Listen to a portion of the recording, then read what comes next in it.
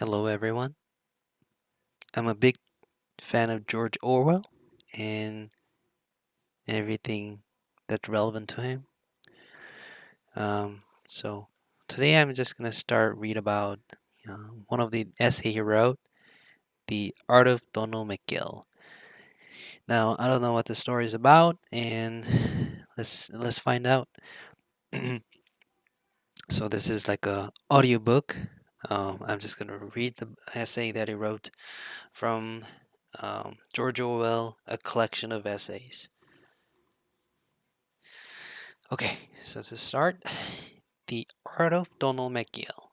Who does not know the comics of the cheap stationer's windows, the penny or two-penny colored postcards with their endless succession of fat women in tight bathing dresses and their crude drawing and unbearable colors, chiefly hedge sparrows, egg tint, and post office red? This question ought to be rhetorical, but it is a curious fact that many people seem to be unaware of the existence of these things, or else to have a vague notion that they are something to be found only at the seaside, like Negro minstrels or peppermint rug. Actually, they're on sale everywhere. They can be bought at nearly any Woolworths, for example, and they're evidently produced in enormous numbers, new series constantly appearing. They are not to be confused with the various other types of comic illustrated postcard, such as the sentimental ones dealing with puppies and kittens or the Wendish, sub-pornographic ones which exploit the love affairs of children. They're a genre of their own, specializing in very low humor, the mother-in-law, baby's nappy, policeman's boots type of jokes, and distinguishable from all the other kinds by having no artistic pretensions. Some half dozen publishing houses issue them, though the people who draw them seem not to be numerous at any one time. I've associated them especially with the name of Donald McGill because he is not only the most prolific and by far the best of contemporary postcard artists, but also the most representative, the most perfect in the tradition. Who Donald McGill is, I do not know. He is apparently a trade name, for at least one series of postcards is issued simply as the Donald McGill Comics. But he is also unquestionably a real person with a style of drawing which is recognizable at a glance. Anyone who examines his postcard in bulk will notice that many of them are not despicable even as drawings, but it would be more dilettantism to pretend that they have any direct aesthetic value. A comic postcard is simply an illustration to a joke, invariably a low joke, and it stands or falls by its ability to raise a laugh. Beyond that, it has only ideological interest. McGill is a clever draughtsman with a real caricaturist touch in the drawing of faces, but the special value of his postcards is that they are so completely typical. They represent, as it were, the norm of the comic postcard. Without being in the least imitative, they're exactly what comic postcards have been at any time these last 4 years, and from them the meaning and purpose of the whole genre can be inferred. Get hold of a dozen of these things, preferably McGill's. If you pick out from a pile the ones that seem to you funnest, you will probably find that most of them are McGill's. And spread them out on a table. What do you see? Your first impression is of overpowering vulgarity. This is quite apart from the ever-present obscenity, and apart also from the hideousness of the colors. They have an utter lowness of mental atmosphere which comes out not only in the nature of the jokes but even more in the grotesque, staring, blatant quality of the drawings. The designs, like those of a child, are full of heavy lines and empty spaces, and all the figures in them, every gesture and attitude, are deliberately ugly, the faces grinning and vacuous, the women monstrously parroted, with bottoms like Hottentots. Your second impression, however, is of indefinite familiarity. What do these things remind you of? What are they so like? In the first place, of course, they remind you of the barely different postcard which you probably gazed at during childhood. But more than this, what you're really looking at is something as traditional as Greek tragedy, a sort of subworld of smack bottoms and scrawny mothers-in-law, which is a part of Western European consciousness. Not that the jokes, taken one by one, are necessarily stale. Not being debarred from smuttiness, comic postcards repeat themselves less often than the joke columns in the reputable magazines, but their basic subject matter, the kind of joke they're aiming at, never varies. A few are genuinely witty in a Max Millerish style. Examples: I like seeing experienced girls home, but I'm not experienced. Well, you're not home yet. I've been struggling for years to get a fur coat. How did you get yours? I left off struggling. You're prevaricating, sir. Did you or did you not sleep with this woman? Not a wink, my lord. In general, however, they're not witty but humorous, and it must be said for McGill's postcards in particular, the drawing is often a good deal funnier than the joke beneath it. Obviously, the outstanding characteristic of comic postcard is their obscenity, and I must discuss that more fully later. But I give here a rough analysis of their habitual subject matter, with such explanatory remarks as seem to be needed. Sex. More than half, perhaps three-quarters, of the jokes are sex jokes, ranging from the harmless to the old but unprintable.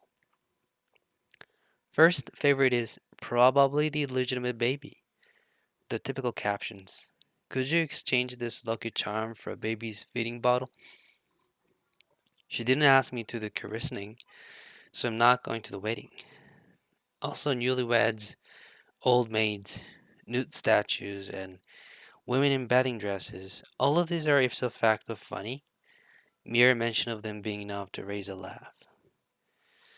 The cuckoldry joke is very seldom exploited, and there are no references to homosexuality.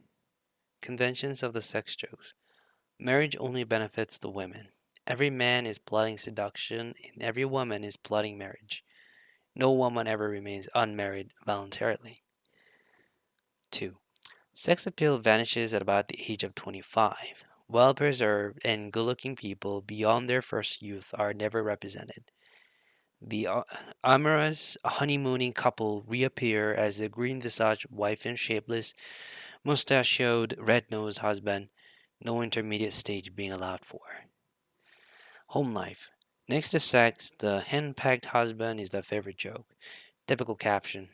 Did they get an x-ray of your wife's jaw at the hospital? No, they got a moving picture instead. Conventions. 1. There is no such thing as a happy marriage.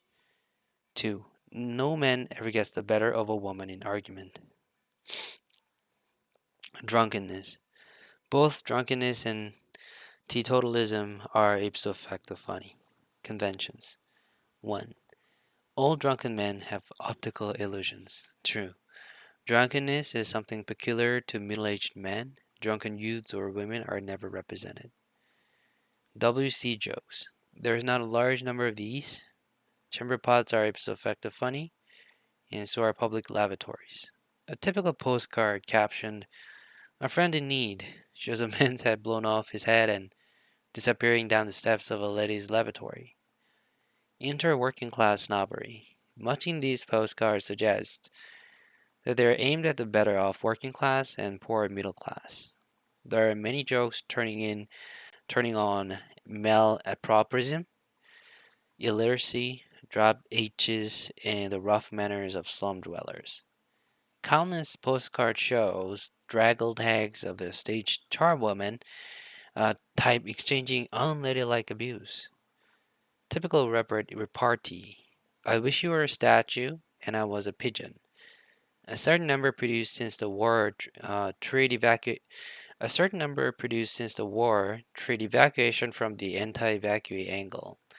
There are the usual jokes about tramps, beggars, and criminals, and the comic maidservant appears fairly frequently. Also, the comic navy, bargee, etc. But there are no anti-trade union jokes. Broadly speaking, everyone with much over or much under 5 pounds a week is regarded as laughable. The swell is almost as automatically a figure of fun as a slum dweller. Stock figures. Foreigners seldom or never appear. The chief locality joke is the Scotsman, who is almost inexhaustible. The lawyer is always a swindler. The clergyman always a nervous idiot who says the wrong thing.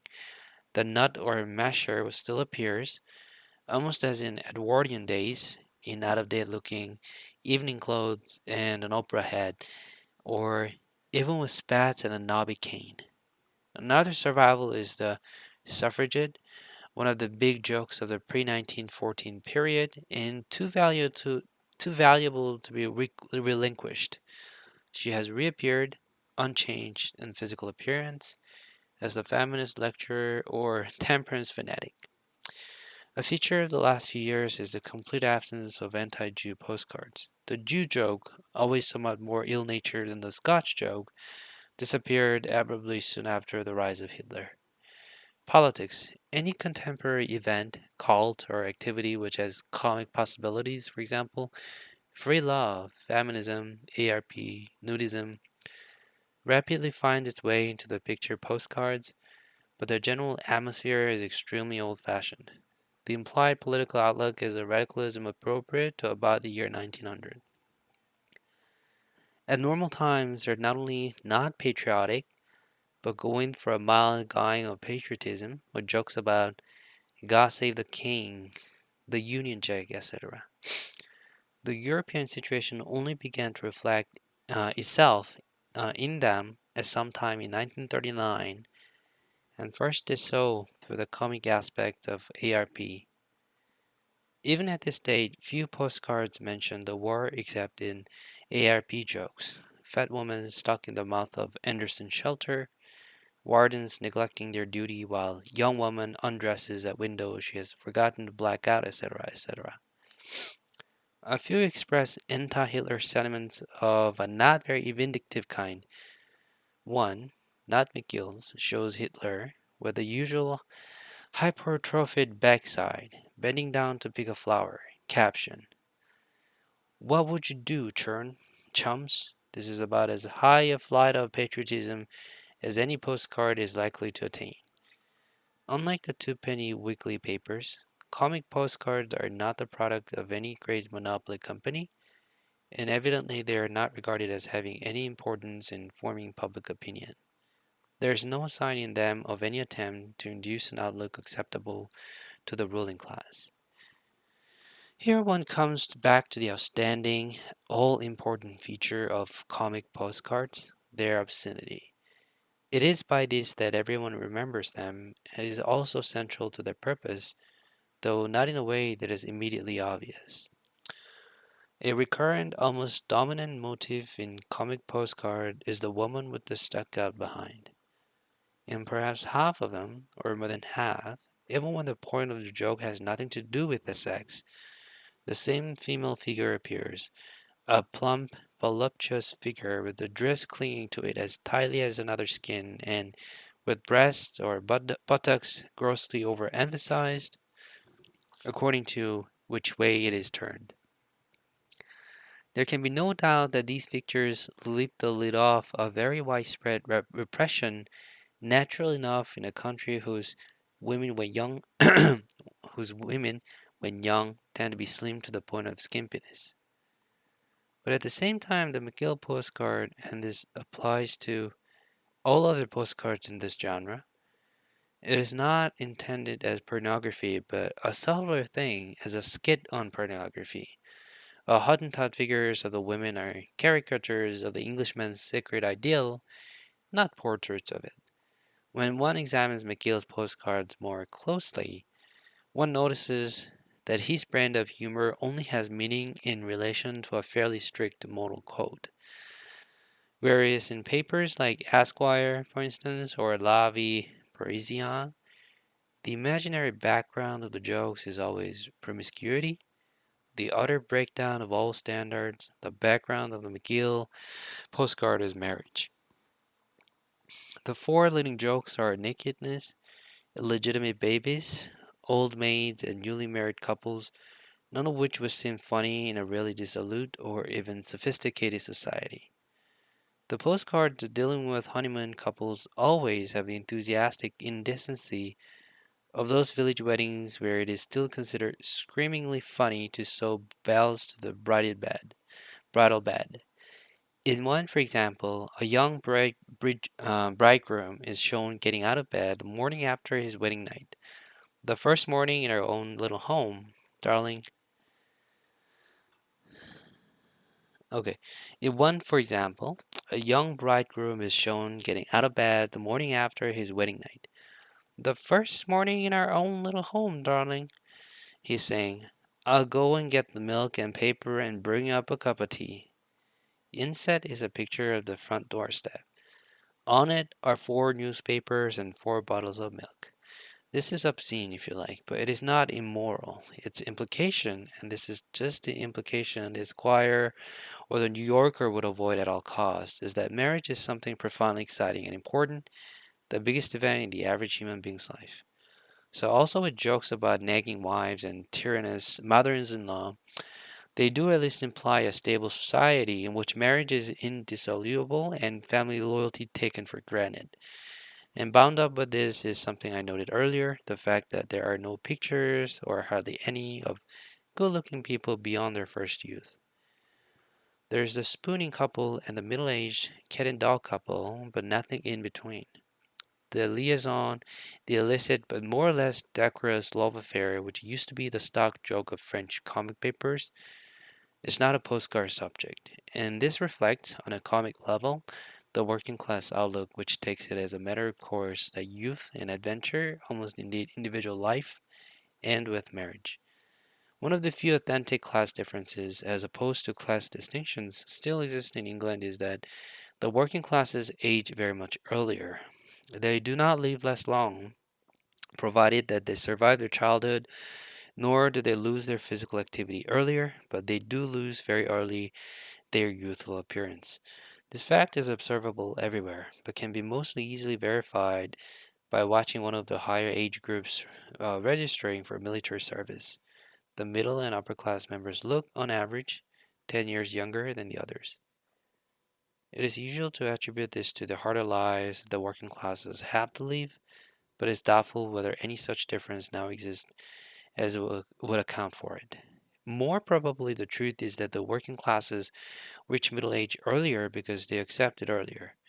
For to look young after, say, 30 is largely a matter of wanting to do so. This generalization is less true of the better paid workers, especially those who live in council houses and labor saving flats, but it is true enough even of them to point to a difference of outlook. And in this, as usual, they are more traditional, more in accord with the Christian past than the well to do women who try to stay young at 40 by means of physical jerks, cosmetics, and avoidance of childbearing. The impulse to cling to youth at all costs, to attempt to preserve their sexual attraction, to see even in middle age a future for yourself and not merely for your children, is a thing of recent growth and has only precariously established itself. Well, it will probably disappear again when our standard of living drops and our birth rate rises. Youth, this stuff will not endure, expresses the normal, traditional attitude. It is this ancient wisdom that McGill and his colleagues are reflecting, no doubt unconsciously, when they allow for no transition stage between the honeymoon couple and those glamourless figures, mom and dad. I've said that at least half McGill's postcards are sex jokes, and a proportion, perhaps 10%, are far more obscene than anything else that is not printed in England. Newsagents are occasionally persecuted for selling them, and there will be many more persecutions if the broadest jokes were not invariably protected by double meanings. A single example will be enough to show how this is done. In one postcard, captioned, "They didn't believe her," a young woman is demonstrating, with her hands held apart, something about 2 feet long, to a couple of open mouthed acquaintances. Behind her on the wall is a stuffed fish in a glass case, and beside that is a photograph of a nearly naked athlete. Obviously, it is not the fish that she is referring to, but this could never be proved. Now, it is doubtful whether there's any paper in England that would print a joke of this kind, and certainly there is no paper that does so habitually. There's an immense amount of pornography of a mild sort, countless illustrated papers cashing in on women's legs, but there's no popular literature specializing in the vulgar, farcical aspect of sex. On the other hand, jokes exactly like McGill's are the ordinary small change of the revue and music hall stage, and are also to be heard on the radio at moments when the censor happens to be nodding. In England, the gap between what can be said and what can be printed is rather exceptionally wide. Remarks and gestures which hardly anyone objects to on the stage would raise a public outcry if any attempt were made to reproduce them on paper. Compare Max Miller's stage patter with his weekly column on the Sunday Dispatch. The comic postcards are the only existing exception to this rule, the only medium in which really low humor is considered to be printable.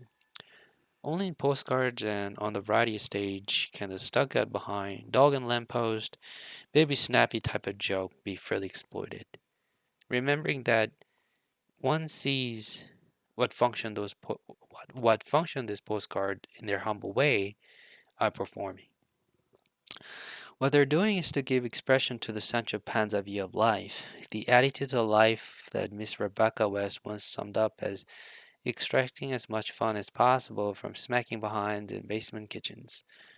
The Don Quixote Sancho Panza combination, which of course is simply the ancient dualism of body and soul in fiction form, recurs more frequently in the literature of the last 400 years than can be explained by mere imitation.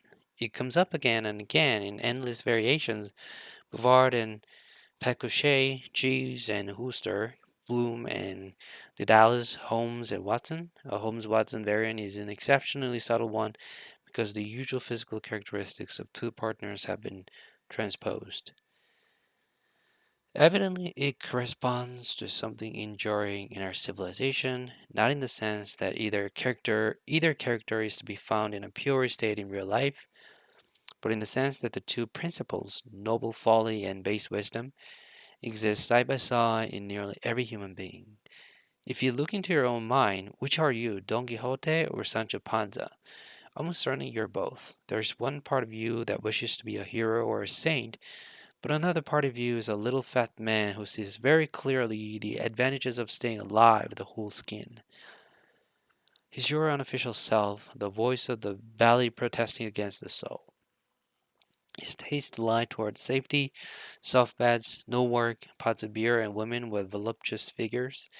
He it is who punctures your fine attitudes and urges you to look after number one, to be unfaithful to your wife, to bilk your debt, and so on and so forth.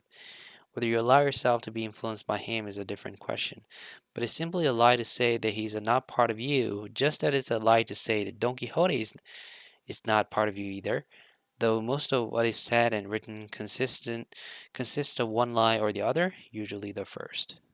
But though in varying forms he is one of the stock figures of literature, in real life, especially in the way society is ordered, his point of view never gets a fair hearing. There is a constant worldwide conspiracy to pretend that he is not there, or at least that he doesn't matter. Codes of law and morals or religious systems never hatch much room in them for a humorous view of life. Whatever is funny is subversive. Every joke is ultimately a custard pie, and a reason why so large a proportion of jokes center around obscenity is simply that all societies, as the price of survival, have to insist on a fairly high standard of sexual morality. A dirty joke is not, of course, a serious attack upon morality, but a sort of mental rebellion, a momentary wish that things were otherwise. So also with all the other jokes, which always center around cowardice, laziness, dishonesty, or some other quality which society cannot afford to encourage. Society has always to demand a little more from human beings that it'll get in practice. As demand faultless discipline and self-sacrifice, it must expect its subjects to work hard, pay their taxes, and be faithful to their wives. It must assume that Men think it glorious to die on the battlefield, and women want to wear themselves out with childbearing. The whole of what one may call official literature is founded on such assumptions. I never read the proclamations of generals before battle, the speeches of Führers and prime ministers, the solidarity of songs of public schools and left wing political parties, national anthems, temperance tracts, papal encyclicals, and sermons against gambling and contraception, without seeming to hear in the background a chorus of raspberries from all the millions of common men to whom these high sentiments make no appeal. Nevertheless, the high sentiments always win in the end. Leaders who offer blood, toil, tears, and sweat always get more out of their followers than those who offer safety and a good time. When it comes to the pinch, human beings are heroic. Women face childbed and a scrubbing brush. Revolutionaries keep their mouths shut in the torture chamber. Battleships go down with their guns still firing when their decks are awash. It is only that the other element in man, the lazy, cowardly, dead bilking adulterer who is inside all of us, can never be suppressed altogether and needs a hearing occasionally. The comic postcards are one expression of his point of view, a humble one, less important than the music halls, but still worthy of attention. In a society which is still basically Christian, they naturally concentrate on sex jokes. In a totalitarian society, if they had any freedom, if they had any freedom of expression at all, they would probably concentrate on laziness or cowardice. But at any rate, on the unheroic in one form or another. It'll not do to condemn them on the ground that they're vulgar and ugly. That is exactly what they're meant to be. Their whole meaning and virtue is in their unredeemed aloneness, not only in the sense of obscenity, but aloneness of outlook in every direction whatever. The slightest hint of higher influences would ruin them utterly. They stand for the worm's eye view of life, for the music hall world where marriage is a dirty joke or a comic disaster, where the rent is always behind and the clothes are always up the spout, where the lawyer is always a crook and the Scotsman always a miser, where the newlyweds make fools of themselves on the hideous beds of seaside lodging houses, and the drunken, red-nosed husbands roll home at 4 in the morning to meet the linen nightgowned wives who wait for them behind the front door, poker in hand. Their existence, the fact that people want them, is symptomatically important. Like the music halls, they are a sort of Saturnalia, a harmless rebellion against virtue. They express only one tendency in the human mind, but a tendency which is always there and will find its own outlet like water. On the whole, human beings want to be good, but not too good, and not quite all the time. For there's a just man that perishes in his righteousness, and there's a wicked man that prolonged his life in his wickedness. Be not righteous over much, neither make thyself over wise. Why shouldn't thou destroy thyself? Be not overmuch wicked, neither be thou foolish. Why shouldn't thou die before thy time? In the past, the mood of the comic postcard could enter into the central stream of literature, and jokes barely different from McGill's could casually be uttered between the murders in Shakespeare's tragedies. This no longer possible, and a whole category of humor, integral to our literature till 1800 or thereabouts, has dwindled down to these ill-drawn postcards, leading a barely illegal existence in cheap stationers' windows. The corner of the human heart that they speak for might easily manifest itself in worse forms, and I, for one, should be sorry to see them vanish.